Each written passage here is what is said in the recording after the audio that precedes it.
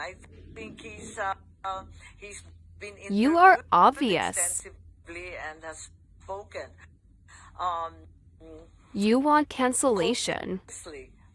about the different possibilities. VP Sara impeachment. Maigi. Ako nga, kinukumpirma ko na itong mga drafts na to, siguro effort ng bawat senador na makahanap ng solusyon para sa tamang proseso. Klaro. Alam na kay SP yun, I think he's been intervoken. Copious of the different possibilities.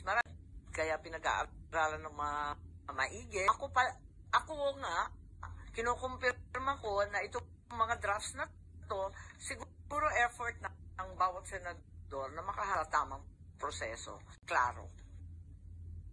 Sa trial, dapat ibasura na kung gusto talaga ng House of Representatives.